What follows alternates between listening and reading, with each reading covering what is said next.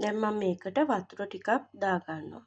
ගොඩ දාගන්න එපා. නිකන් මේක තලපේ වගේ ගන්න ඕන නිසා ටිකයි දාගන්නේ. අපි මේක හොඳට තලපයක් වගේ අනා ගන්න ඕනේ.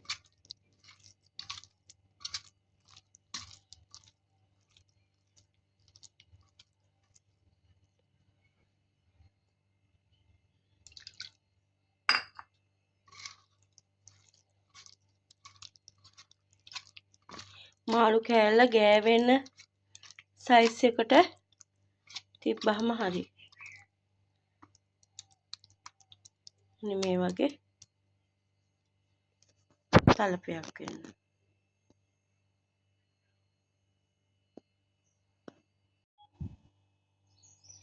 මැටි ඇතිලියක් අරගෙන මැටි ඇතිලියට කෙසෙල් කොළ තවලා අඩියට දැම්මා. ඊට පස්සේ ඒකට කරපිංච ඉති ඇතිරුවා. අපි දැන් මාළු ඇඹුල් තියල් ටික අඩු කරන්නයි යන්නේ. පස්සේ මේ මාළු කෑලි ටික අරගෙන හොඳට පේස්ට් ටික ගන්න ඕනේ. ගාලා මෙන්න මෙහෙම අඩු කරන්න ඕනේ.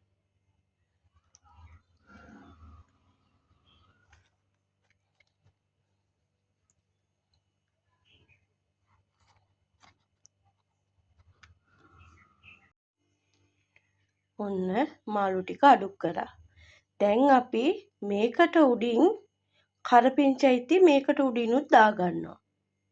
ඔන්න මාළු එකට උඩින් කරපිංචයිති ටික මම දාගත්තා. දැන් මේක ලිපෙන් තියන්න ඕනේ. ගෑස් ලිපේ තියෙනකොට ගින්දර පුළුවන් තරම් අඩු කරලා තියන්න. ඊට පස්සේ ඔන්න ලිපෙන් තිබ්බා මම. ඊට පස්සේ මේක වහන්නේ මේ මැටි පියනේ.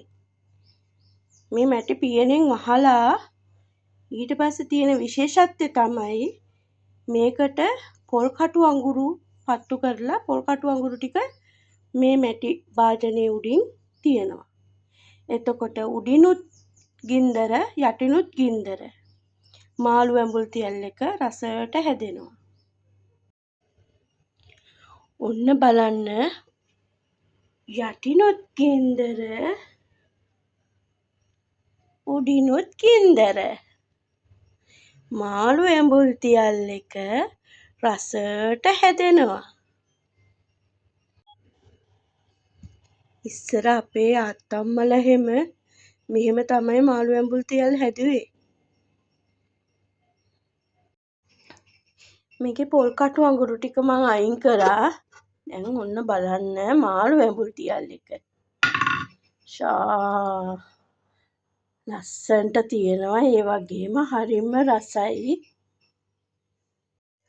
මෙන්න තියෙනවා මම දැන් හදපු උඩිනුත් ගින්දර යටිනුත් ගින්දරින් හදපු මාළු ඇඹුල් තියල් එක.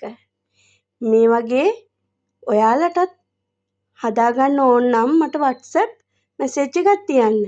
මගේ WhatsApp අංකය තමයි 076 56 89 570. ඒ වගේම තව කජු බැදුම්, හාල් මැස්ස බැදුම්, උඹලකඩ සම්බෝල, චිලි පේස්ටි, අච්චාරු වර්ග රට යන කට්ටිය ඉන්නවා නම් ඒ අයට මම වැකුම් කරලම දෙනවා. ඉතින් මාව විශ්වාස කරලා මට මේ ඕඩරේ දුන්නු ඒ මිස්ටර් ගොඩක් ස්තුතියි.